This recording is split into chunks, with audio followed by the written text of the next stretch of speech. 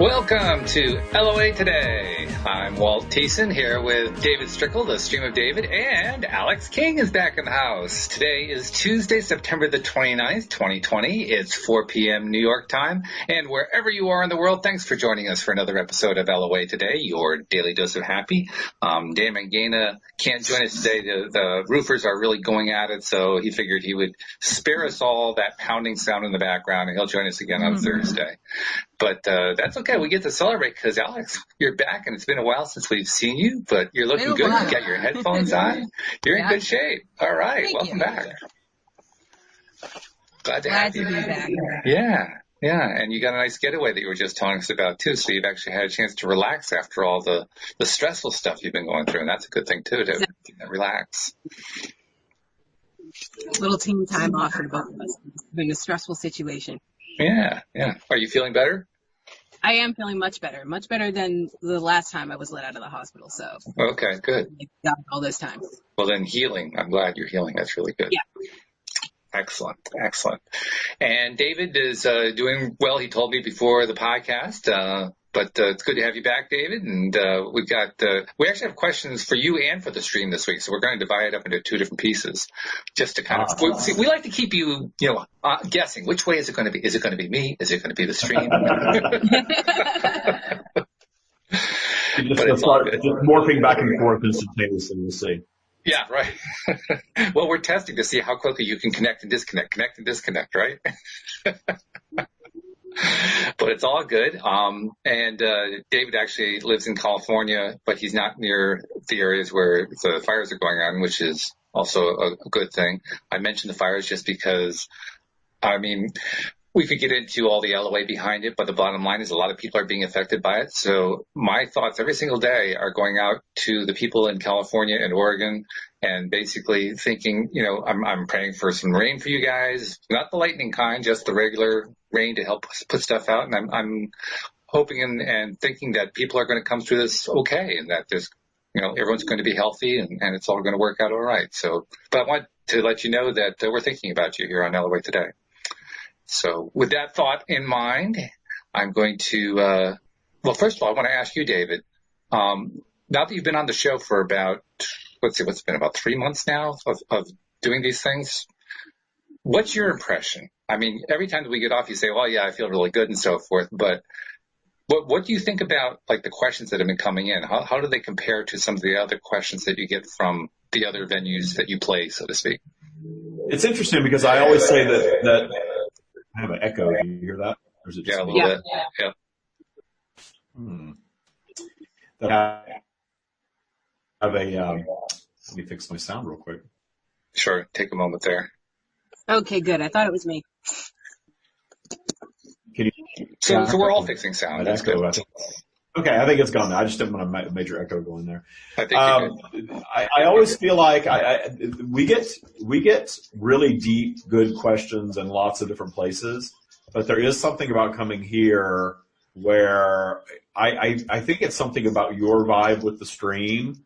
They get a really good workout because you are such. I see you as an Abraham Hicks super fan. You are, yeah.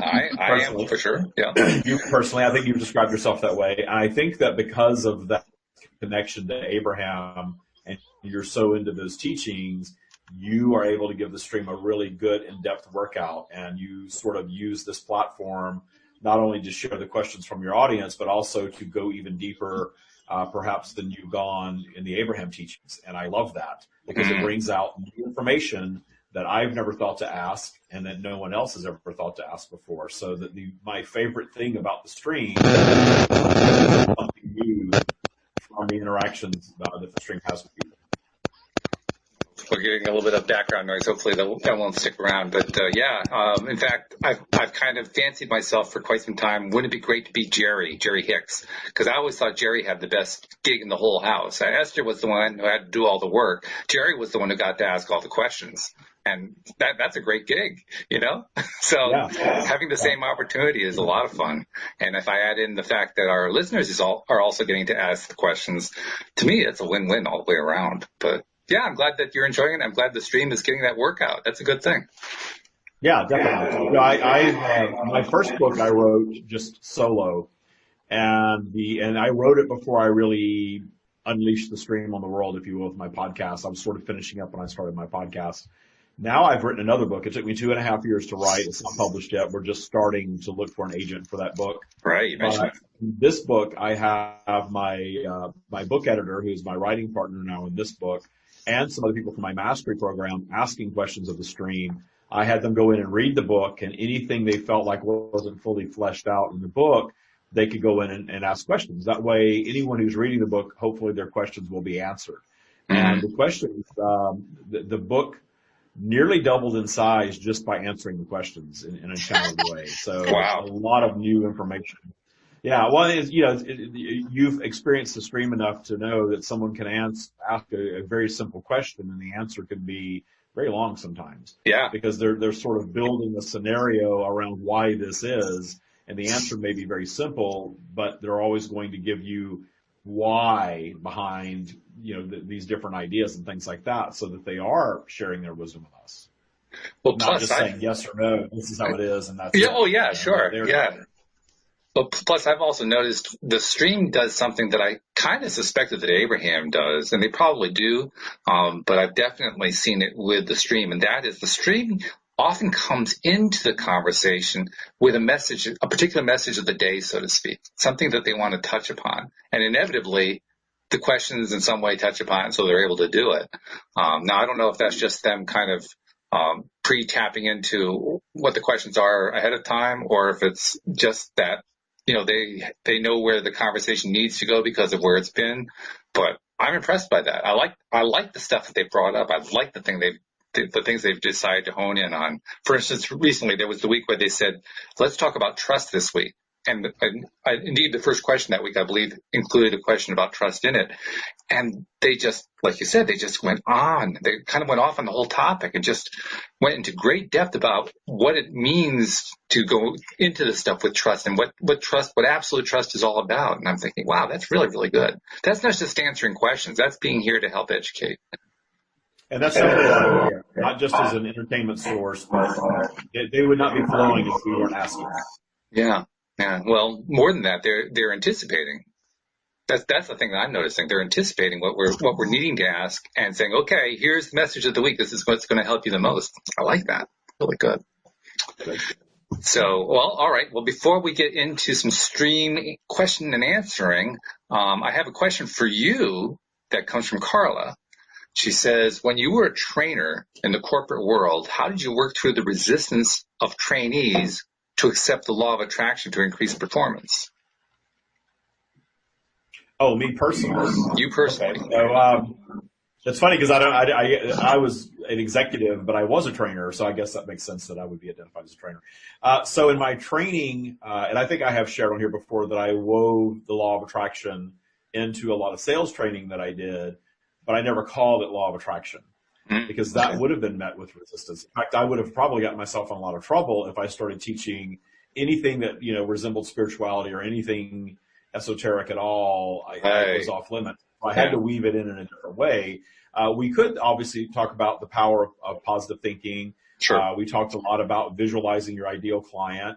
And really, the thing that I noticed pretty quickly is that some people bought onto it and others just didn't and wouldn't.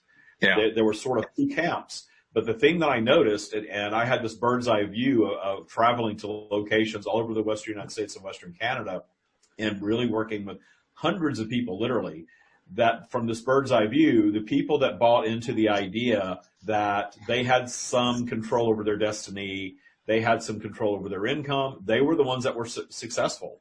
The ones that listened, the ones that, put these things into play and said, I'm going to try that. I'm willing to try anything.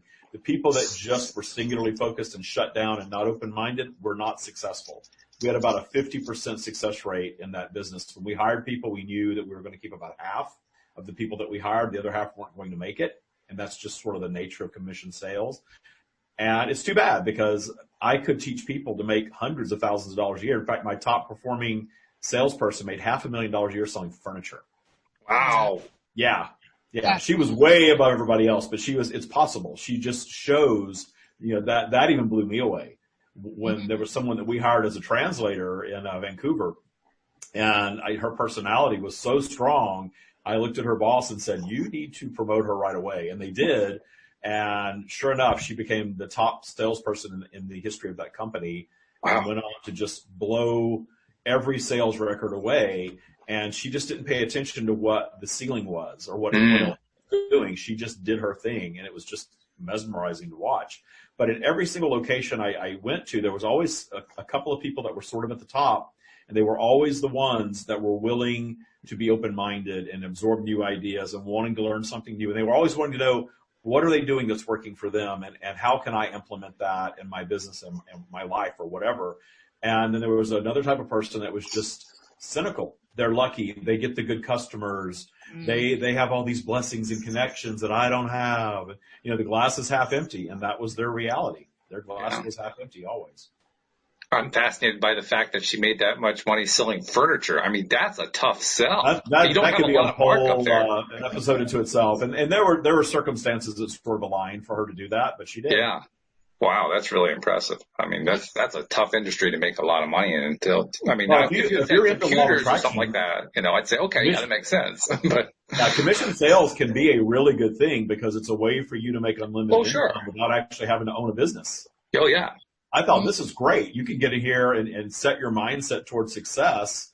And I worked for this company during the Great Recession, where our business dropped by half, more than half. And I was actually for a while flew around from location to location just to cut staff everywhere. My job literally was to go and show up and fire people. It was not a whole lot of fun. But in all of that, there were commission salespeople who never stopped their flow of income through the whole entire recession. Sure. Yeah. And I believe that. And that makes sense. It's just, if I were to list the different kinds of careers where you could be a commission salesperson and make that kind of money, I don't think furniture would have been near the top of my list. Well, typically, in that business, someone, if you were really successful, you're making $100,000, $150,000. Yeah. You're doing really, really well. Yeah. So she obviously, and there were a few that were sort of in that in-between area. She just blew it all away. Wow. That's really impressive.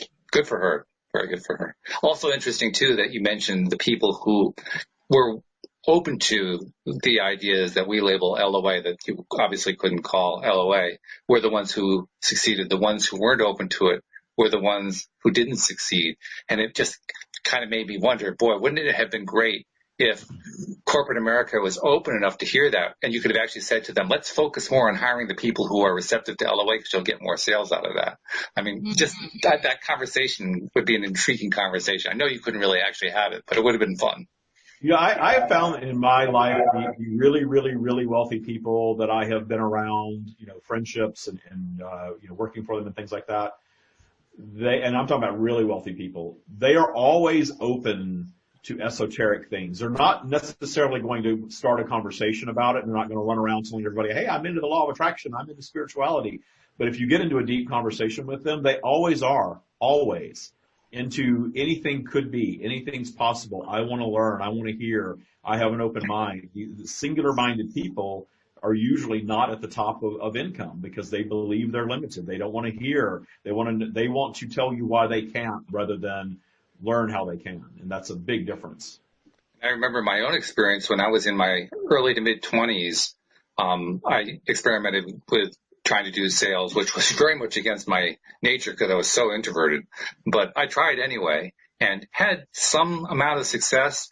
At one point, I went through a program when I was living for a short period of time in Oregon, and it was a company that was owned by W. Clement Stone, who, of course, is fairly well known in success circles and positive psychology, positive thinking circles. He was Jack Canfield's teacher, for instance.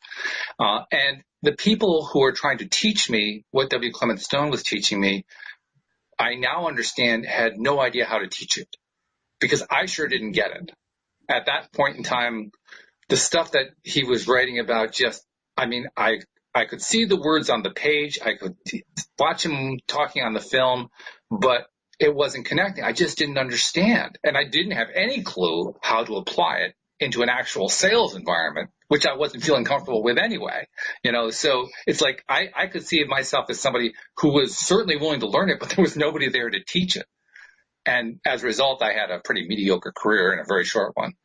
I wonder how many people, if people who came in and they didn't have any background, I didn't have any background, and they had at least some willingness. They really didn't understand any of it, but they had a good teacher who could teach them, and they were at least a little open to how LOA works. I wonder how many creative salespeople you could get that way, people who wouldn't normally make it. Any ideas about that? What do you think? It has to do with just individual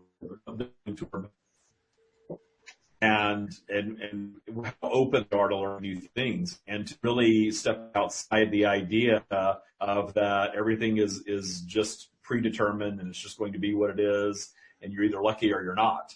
And I didn't grow up necessarily feeling lucky, but I understood enough about the law of attraction that I understood very early on that I could create my own luck. But I certainly had stumbling blocks along the way to get that working in every area of my life and then to get it working consistently in every area of my life. So I think that that's what a lot of people run into is you find out about the law of attraction. I watched the movie, by the way, The Secret movie with Katie Holmes. Oh, yeah. I think we were talking about that. Dare to Dream, I guess it is, yeah. I talked about it on my show yesterday, and I was telling Matt about it. I've never seen a Hallmark movie, but I imagine that's what a Hallmark movie is like. It's not too far off. No, Alex, have you seen this movie? I've seen the preview. I haven't been able to find it on the streaming services that I have, but it is very Hallmark-esque.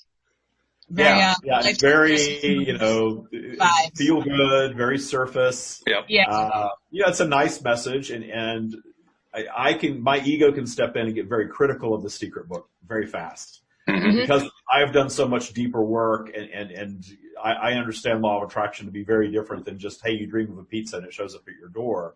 Right. But I have well, it was good humor, I have to say. I mean, it was funny. It's an entry. It's a point of entry. It's a point of entry. And if you're willing to go further and further and further with your practice and develop a practice around it, then you'll get it. But it's not something, I don't think many people are just going to read a book and just completely change every aspect of their lives. No, not really. Yeah, great. But, we have this thing called polarity and vibrational flow, which is what I teach about, that impact all of that stuff significantly. So the idea that you're going to marry a millionaire and the little girl's getting a pony and, it's all going to be perfect all the time. It was very sugary for me, but yeah, there's a good message. I'm just glad there is a law of attraction. I feel like that's what we have to do to get it in there. Like, you still have to have movie aspects for people to enjoy in order to slide the message in there. But it is a little too sugary for me. But I could see myself, my younger self, who wasn't as involved in LOA as I am today, actually enjoying that movie. Mm-hmm. So it's just a snobbish point of view for me to be sitting there and you almost had it, guys. You almost had it. But now we're making wishes at the dinner table. Okay. All right. 2 words I never put in the same sentence before. Movie would probably be a 6-hour movie, so. I mean, Alex and snob in the same sentence. I mean, it just doesn't work. It doesn't. It doesn't go together. Not really, no. So, I'll have to sit with that one for a while. I could see a lot of people on the Law of Attraction Changed My Life group complaining about this movie. Yes. Very true. Very true. The more snobbish you are, the more you attract. Yeah. That's hilarious. Oh, that is funny. All right. Well, enough setup here. I think it's time for you to make your transition and connect to the stream so we can ask a couple of questions because we got a couple good ones here. And while you're doing that, I will remind people that if you want to have your question included in these conversations with the stream, just use the Elevate Today app and just click on the thing that says send a question. You can find it under the goodies section and send your question in because that's where these questions come from. Also, make sure that you tell a friend to tell a friend, as Alex likes to say, because we want to keep sharing the Elevate Today app. And we're really appreciative of how many people are using it now. I don't know exact numbers. I can't give you exact numbers yet because the software that I have set up isn't working exactly the way I want it to, but I know lots of people are using it. Let's put it that way. I know lots are using it. And our numbers are increasing. We are now averaging over 600 listeners per show. So, things are good. I've been referring people to the app. because I've been getting a lot of friend requests from listeners, and I'm like, oh, that's great. I'm glad you love the show. My list is very exclusive, though. So here's what you do. Go download the app, and you can reach me anytime on there. I love it. I love it. That is great. It's getting to be too much. It's getting to be too much.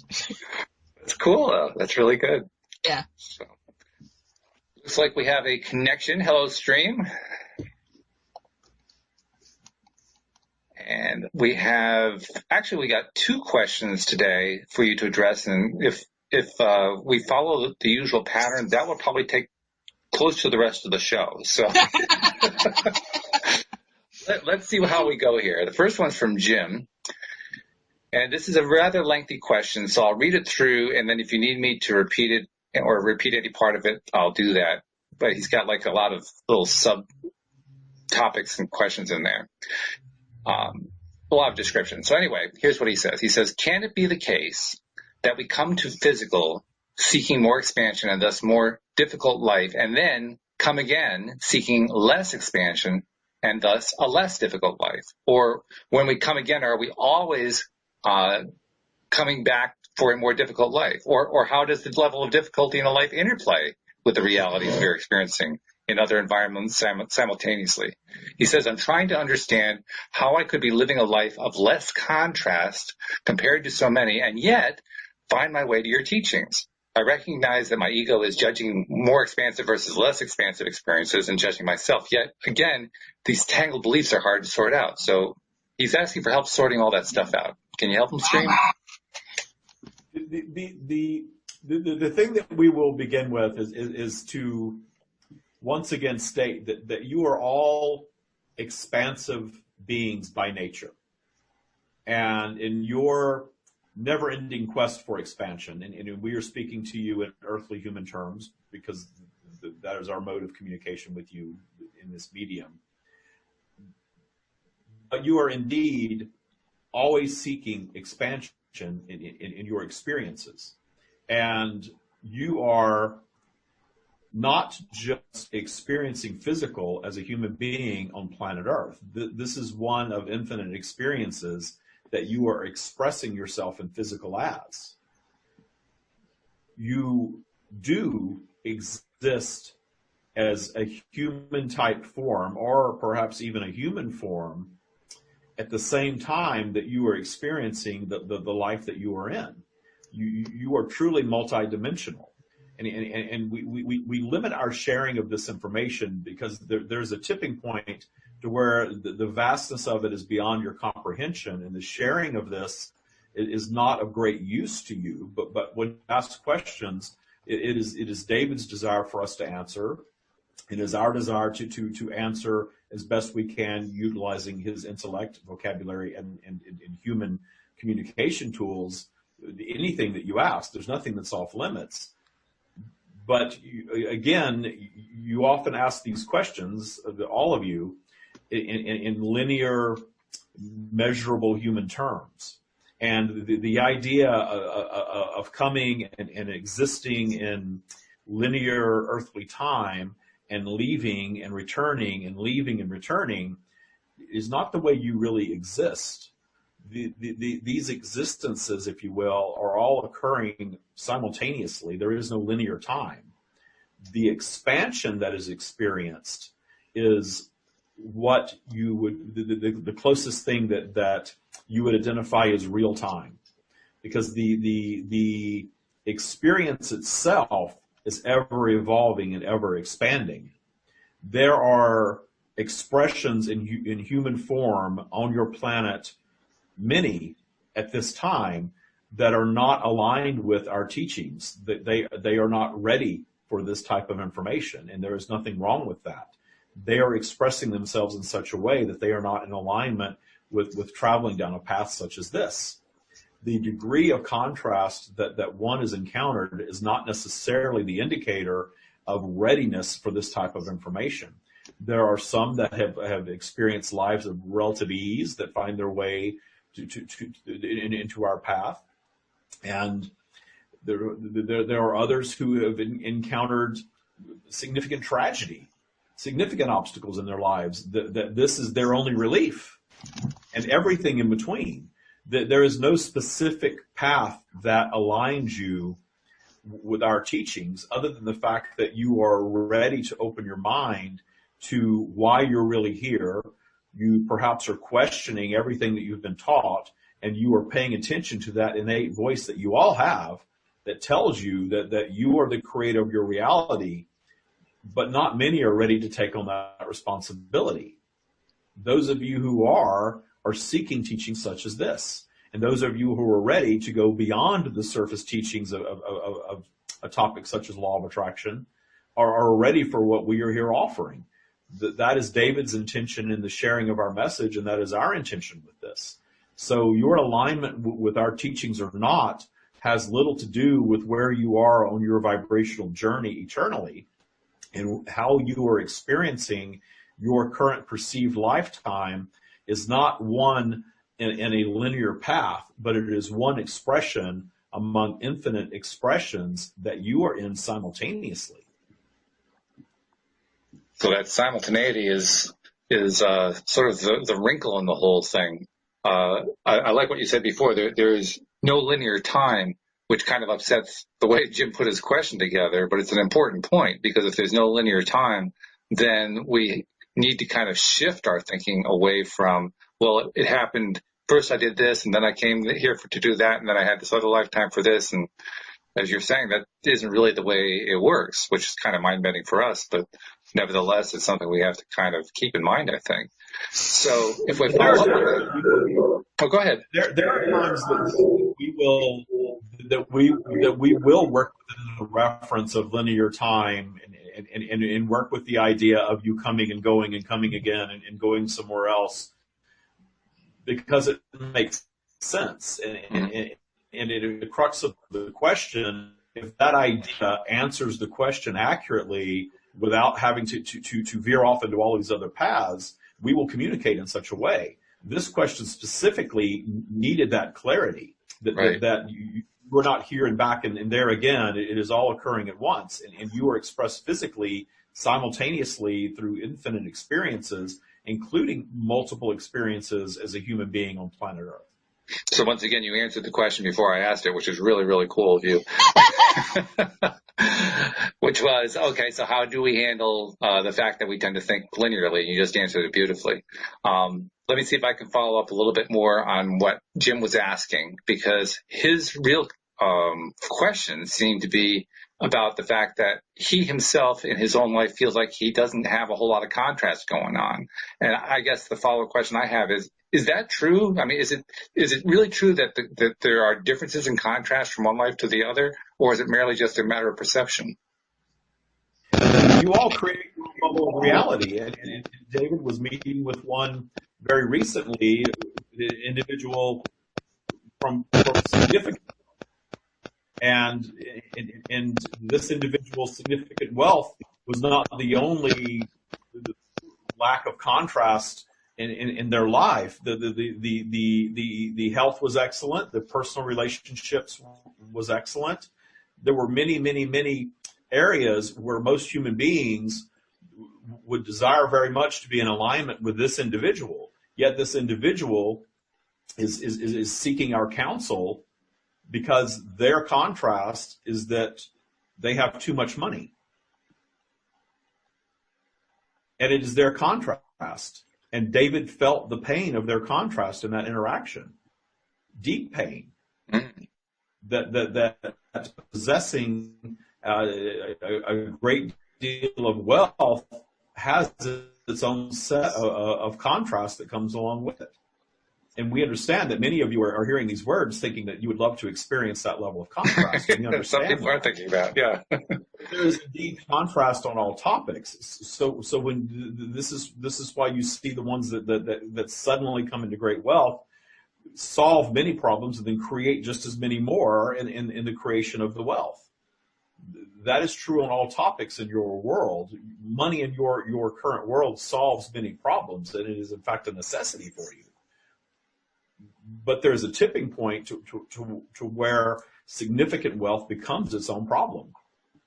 So there is no such thing as a bubble of reality that is free of contrast.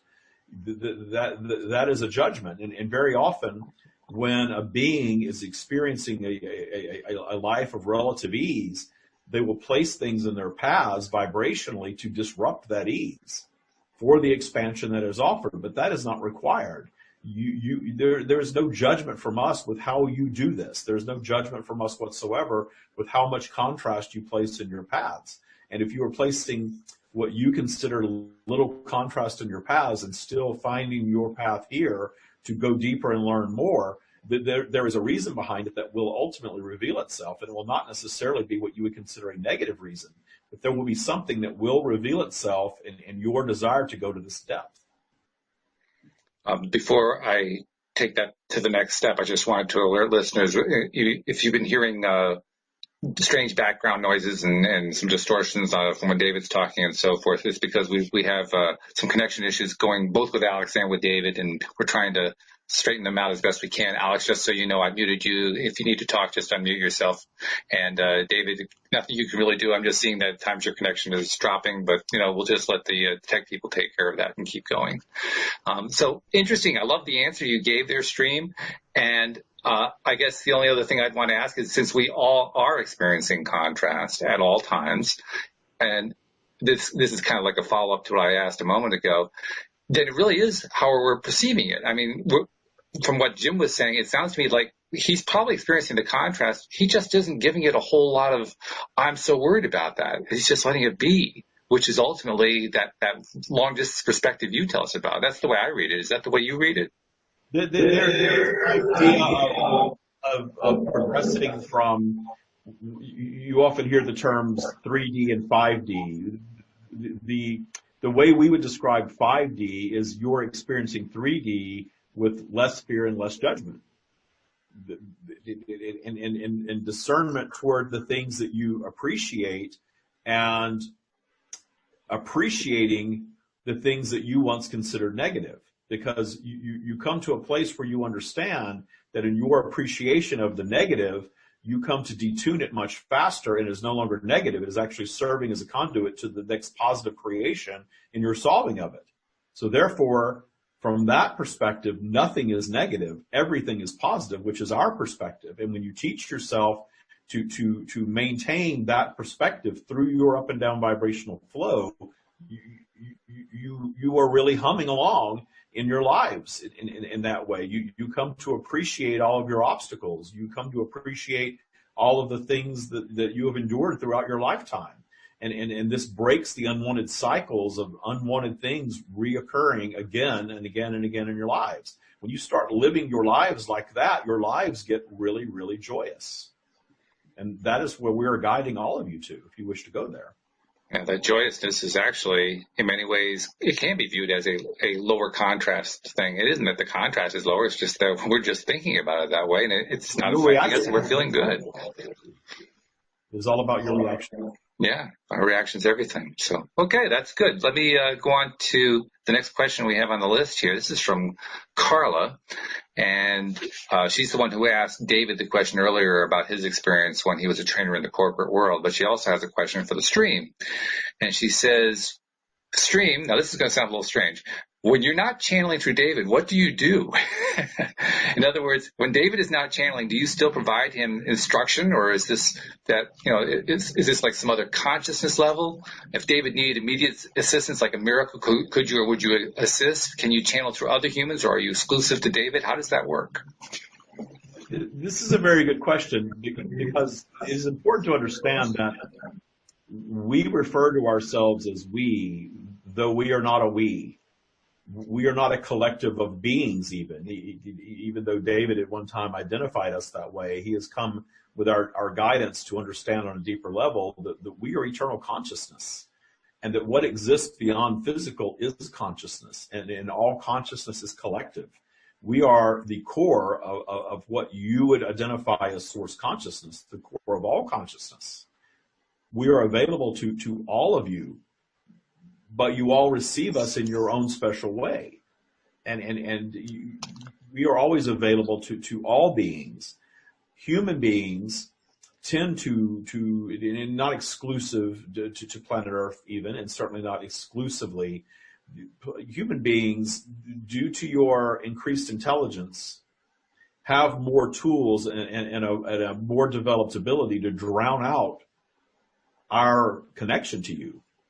And in drowning that out, you are shutting off your intuition. You are shutting off things that are not readily identified on your planet as real. Yet you all know that they are there.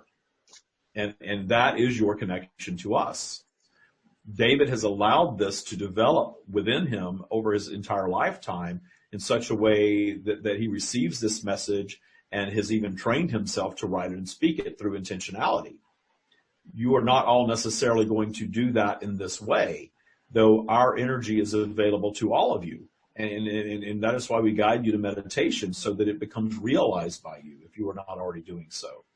And understanding that when you release fear, you release judgment. And when you release fear and judgment, your ability to trust increases. And when you are trusting the universe and understanding the creative power of your imagination, you become the masters of your bubble of reality.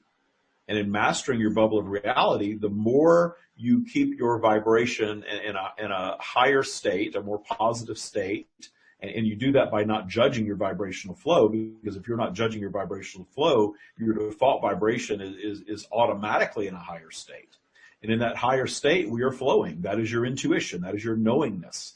That is you innately attracting the things that you want to you with little thought, with little effort. That is what you're all here for. That is what you're hearing these words for.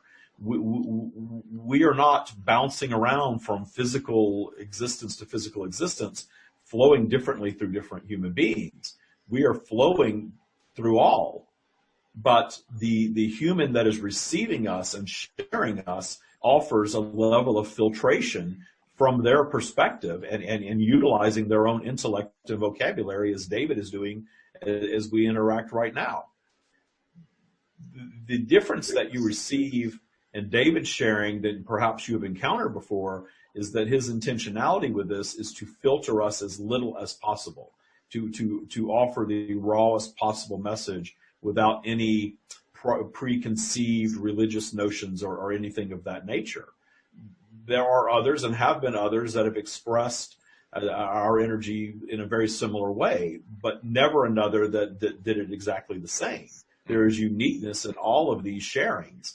And the reason that this is because you all are aligned with different teachers at different times for different reasons. And those of you who hear our words and are open to it and with whom they resonate, those individuals are aligning with a message that they are ready for, that will serve them. If our words are not resonating or not making sense or a big turnoff or something of that nature, then you're right to move on from them. That is not the right message for you at this time. That does not mean that it will not be in the future. But at this time, you are seeking a different type of guidance from a different teacher. How about the part of her question where she was asking about what happens when David's not channeling you? Because Carla was asking, do you still provide him instruction or assistance, or is that some other consciousness that does that? If he needs immediate assistance, do you help him with that? David has learned through our guidance that all he needs to do is raise his vibration to a certain level, and that is the on switch for our guidance. In fact, very often he does not need to seek out our guidance. It is already there. It simply drops in, and the circumstances around his life that are aligned with his desires drop in automatically in his higher vibrational state. He is not special in that way. This is true for each and every one of you.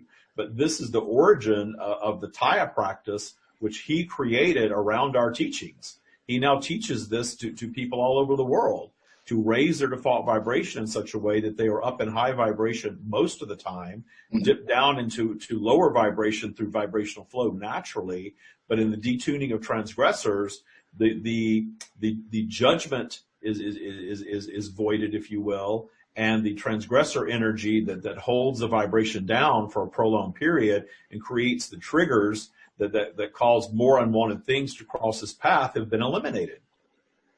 So it's not a life of perfection. It never will be. None of you are here for perfection. But it's a very, very different way of operating your lives from what you were taught on your planet at this time. Allowing this vibrational flow up and down through positive and negative, creating some obstacles indeed, but meeting those obstacles in joy, understanding your power to solve them, and understanding that you place those obstacles in your paths for the solving of them and receive the expansion that your soul consciousness desires in the solving of your obstacles, which takes you right back up into high vibration. The answers are always all there. It's all about where you are focusing your attention, high or low. And when you start judging and disliking the downward flow, you're simply holding yourselves there for a prolonged period of time. So David has figured out in his life how to manage this vibrational flow in such a way that is very joyous and satisfying and creates a lot of abundance, but not perfection. And now he has taken these set of tools that he's created for himself, and he's teaching it to others. Yeah, which is great. It's really good. And I love the answer, too, because you actually didn't directly answer the question. You answered it better than what the question was. That's pretty good. That's a tough skill. A couple things that follow up from it. You pointed out that you, the stream, are not a group of individuals. We refer to you as we, but really you're just pure consciousness. And the best image I guess I have of that is kind of like a flow of electricity or quanta of light or something like that, where there aren't any, it's really not meaningful to speak in terms of distinct units, although that's what scientists tend to do, but rather it's more meaningful to think of it as the flow of whatever it is, light, water, whatever. And in that context, I guess I have a couple of questions to raise. One is, we humans often refer to contact that we have through our intuitions, through our psychic abilities and so forth. We refer to connections with angels or spirit guides or, help from abroad, from the other side or that kind of thing. And we usually think about these individuals as individuals. We don't think of them as just a stream of light or a stream of water or a stream of consciousness or however, whatever analogy we're choosing to use. And indeed, a lot of people who provide the ability to be a medium or, to in some way provide some sort of psychic service to others will connect to, family members and so forth. And then they'll identify characteristics of the family members and so forth. So it creates a little bit of a dichotomy here. On the one hand, everything is on the source energy side. I'm learning not to call it the non-physical side. Everything on the source energy side is just sort of continuous consciousness. On the other hand, we humans feel like we're connecting to individuals. Could you help clarify what's going on here? Because that's a little confusing. Again, lead off on that your imagination is a powerful creative tool. And in fact, your entire planet and everything on it, and especially you can identify that your human-created structures and highways and in vehicles and in things of this nature all began as imagination. So your imagination is a powerful creative tool, and it is. We fall short of using the term amusing or interesting, but it is a bit of a unique characteristic, especially among humanity, where you discount your imagination so much that you focus on the 3D, and you state that things in your imagination are not real. Anything that you can imagine is creating a reality for you. As a human being, your consciousness is limited to your ego human consciousness. That is to provide you a unique one-off experience as the expression of the human being that you are in this lifetime that you are perceiving. From that limited consciousness, which is created to give you this life of contrast, so that you're not all-knowing and all-seeing, so that you are having a vibrational flow and creating obstacles and expanding in the overcoming of them. That is the foundation for what we are sharing here. What we are communicating, though, is that all of these human-like beings, your guides, your masters, your angelic beings that are very human-like, those are egocentric creations of your imagination to help you filter what you are receiving from the energetic realm in a way that is helpful to you. And that there's nothing not real about it. There's nothing wrong with it. There's nothing inaccurate or incorrect about any of it. But it is your own unique creation. You are receiving our energy and identifying it as something very often relating to teachings that you have received. You have specific angelic beings that are different energies that you all perceive. And in these energies, your perception is very based on teachings that you have absorbed in a 3D way. And you get into, you move from religion to spirituality, and suddenly you go from talking about God and Jesus and angels to spirit guides and ascended masters. And you are indeed perceiving them in that more complex way. That is your imagination bridging the gap between your 3D reality and your connection to our energy, the energetic realm. We are not guiding you away from that at all. But understand that these human-like beings are your own creation. And when a medium is reading another human being, very often they're not even aware of the fact that their ability to read the wholeness of the being that was is incomprehensible as a human being. What they're reading is how that being was expressed in relation to the person that they're reading. They're reading the person first and that person's connection to their passed on loved one. And in that connection to the passed on loved one, the best way that we can describe in human terms is there is a connection that is created that we would describe as vibrational dust. And this vibrational dust is the imprint that being has continued to leave on their loved ones. So that is why when you go to a psychic for a reading, that psychic is going to hone into, and for example, your grandmother's energy as you knew your grandmother, as it relates to you and can be helpful to you. Not the wholeness of that which your grandmother is eternally, certainly not. That would be beyond human comprehension, and there would be no use in all of that to you. That is where we get David into trouble when we start speaking of past life regression. The idea of exploring your past lives, our answer to that is which one? They're infinite. If there is use in it in perceiving energy that is beyond your current lifetime and helping you figure out your current lifetime, then use it. Then do it. It all has the power that you give to it. We are not here saying that any of this is wrong or shouldn't be explored. But what we are saying is that you are all such infinite beings that you cannot begin to comprehend the vastness of it in your current state. And there is not a lot of use for that. If there were a lot of use for that, you would have more knowledge of it.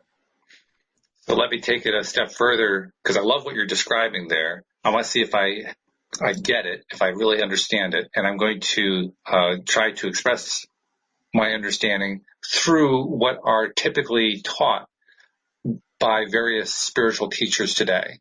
I'm going to draw in this particular case from the author of The Celestine Prophecy and other books that he wrote, a man named James Redfield. And what he talks about is something that a number of people into spiritual discussion will allude to as like, this is the way stuff works in the spiritual world. So broadly speaking, in this paradigm that a lot of people tie into, we come into this world with what is called a birth vision. We have this idea of how we want our lives to go. It's sort of an idealized form. We come into the world. It doesn't quite work out that way. Things, we run into the polarity, the contrast, and things play out differently from what we expect. We go through our lives to one degree or another. We either succeed in playing out our birth vision to some degree, or we fail, or whatever. And then when we die, we're either feeling regret that we didn't actually pull it off, or some success that we actually did pull it off. And we do this whole life review in which we see what happened, and then we have a whole bunch of our spirit guides around us who are pouring love into us to help us get through this thing and feel really good about the whole thing. So that's like this very common paradigm that gets laid out. Now, let's talk about that in terms of what actually happens. The idea of physical and having an alignment that is created based on a desire is not off base, certainly. you all come as a strand of soul consciousness and align with a desire for expansion and place yourselves in the path of contrast to varying degrees, because you are all bringing all that you are into this lifetime, understanding that the vast majority of that is going to be overshadowed with your human consciousness, and that you are going to come and have this unique one-off human experience of contrast. The description that we offer is that you are going to place yourself in vibrational alignment of a set of circumstances, and that set of circumstances, from your point of entry, is going to serve as the roots of your branches vibrationally in your life. And your sum of choices of how you react to these roots will then place you on a path of branches. And there will be twists and turns, and some of you will achieve beyond what you imagine possible in your young years. Others will not come anywhere near it. And some will die young tragically from your perspective. There is no getting it wrong in any of that. What we would like to clear up is this idea that when you come and are stillborn or aborted, or come as a terminally ill child who does not make it beyond the age of 5, or perhaps you move into your teen years and are killed tragically in a car accident, or die of a drug overdose in your 20s, whatever that is, there is no wrong. There is no returning to non-physical with regret of how you operated this lifetime. There is no having to come back and do it again because of the way that you lived the last one. There is expansion offered in every single experience. Different types of expansion, different types of experiences. Think about the most well-rounded human beings that you're aware of are the ones that take risks, take chances, place themselves, perhaps travel a lot, and place themselves in multiple varieties of experiences while you're in physical. Non-physical is a reflection of that. And non-physical, when you project yourself in and you were born understanding that you are aligning with terminal cancer from birth, and you live 4 to 5 short years in a children's hospital, and return to your completed state from there, that is a unique experience for your soul. And there is expansion offered in that. In fact, very often what we would consider a more sophisticated strand of consciousness that has experienced multi-dimensions in different expressions would come and choose that. This is, again, the example that we offer of the young child that does not make it beyond age 5, and after their death, everyone laments on how enlightened they were and how at peace with their experience they were. That is a small child that came with an awareness innately of what their journey was, and was at peace with it, and was inspiring to all around them. And from our perspective, that would be celebrated. That wouldn't be something that is sad. We understand the perspective of the parents and things of this nature, but from a more zoomed out point of view, one where you understand that you are experiencing infinite expressions of physical simultaneously, and each one of them has nuggets of wisdom and expansion to offer to your soul, then you are not judging your human experience from your ego perspective. And when one says that there is a life that is lived that was wrong, that needs to be repeated, and the spirit guides are healing and things of this nature, that all harkens back to an egocentric perspective of judgment of how you live your lives. Yeah, that resonates a lot with me. I'm not sure how that resonates with listeners, but I'm sure we'll get the emails to tell us. But that makes a lot of sense to me. As one example, I once had an experience shortly after my father passed, and I've relayed that story here on the show about how I was able to connect with my father in a dream state, and we hugged, we talked for an extended period of time, and it was very soothing for me. It was very helpful for me. Just prior to that experience, right after my father passed, my sister had a very brief experience in which she, in her mind, realized that she was getting a contact from our father, and had the presence of mind to ask him, what's it like on the other side? And his answer came back that it was festive. And I have that stuck in my mind. The answer was that it was festive, not I went through a whole dream review or life review, not that I went through a whole bunch of stuff, just that it felt good. It was a happy place to be in. It was a very joyous, continuous experience. And that didn't jibe for me with all the stories about, the life review and all that other kind of stuff. It just seemed to me if we really do want to understand what it's like in what I no longer am willing to call the non-physical realm, what I'm now trying to call the source energy realm, if we want to really understand that, then that realm has to always be joyous. You described it as returning to a state of completedness, I think you called it. And I think that's a really it's a term that's kind of dripping with meaning.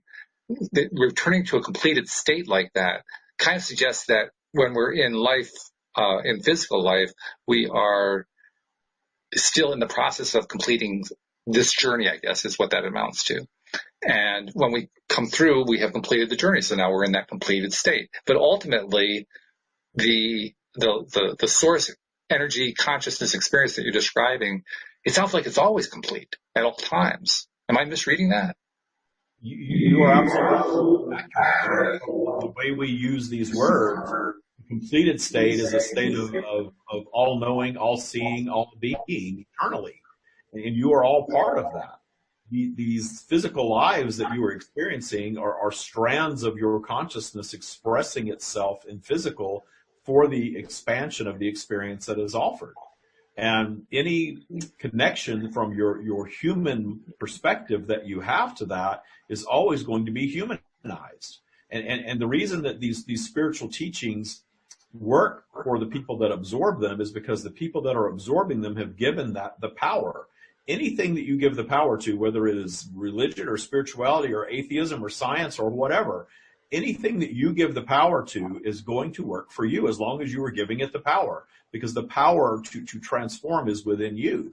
This is how dogma is created, because individuals discover something and believe it to be true, give it the power to transform them, and it does.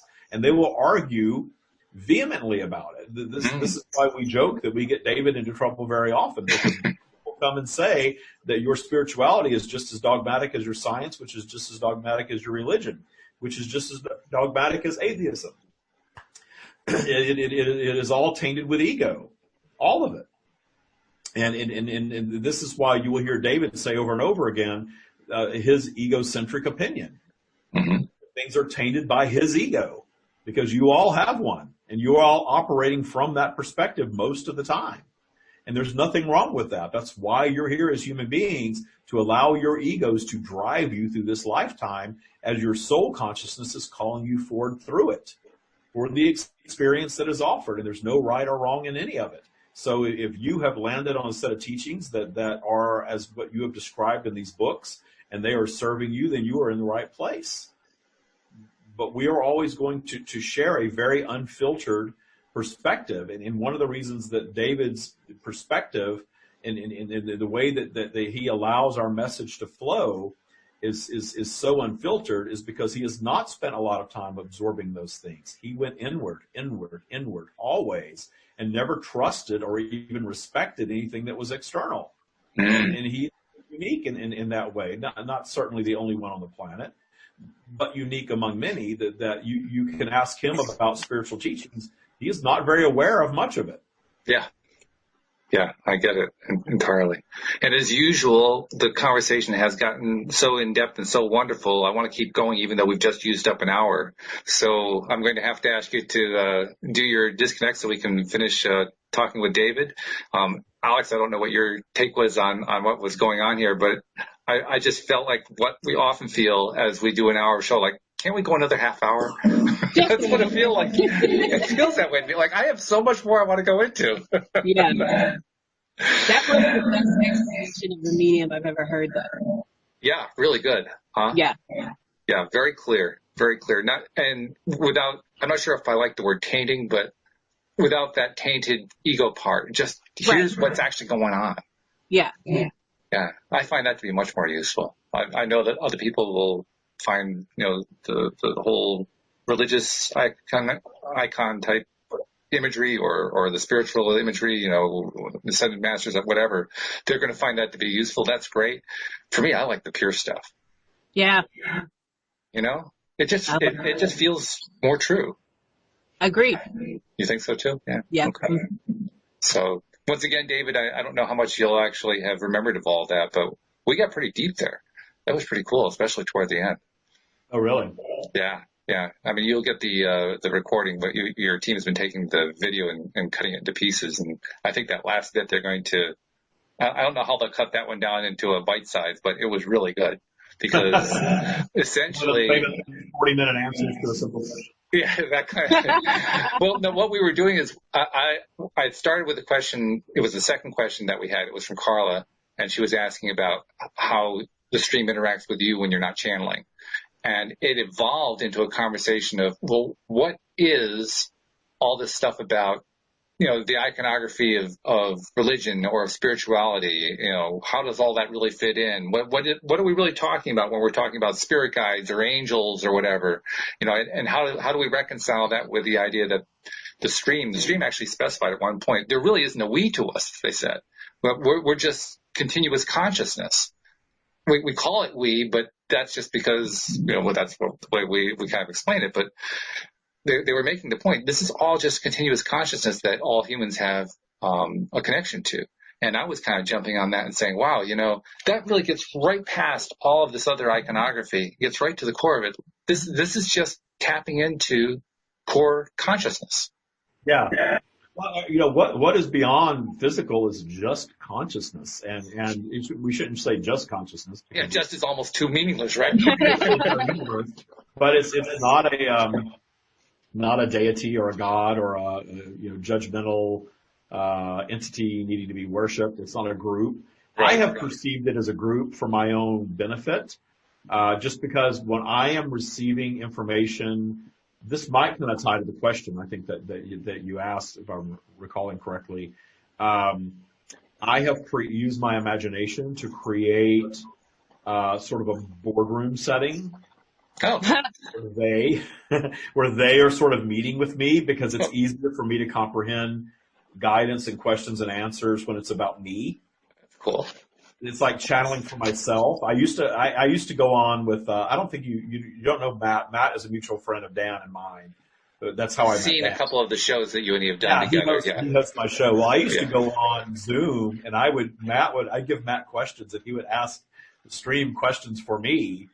And I would go back and watch the Zoom and get the answers and just for detailed stuff. Because the knowingness drops in. But for some reason, when it's specific to me and I'm trying to get really specific with it, I had to create a scenario in my imagination that allowed them to come through in such a way that we could sort of converse, if that makes sense. Got it. And I appreciate that because that's always been something I've desired, to be able to have that conversation. So hearing how you did it by setting up a boardroom, that's pretty cool. You understand. Not as cool as the actual channeling.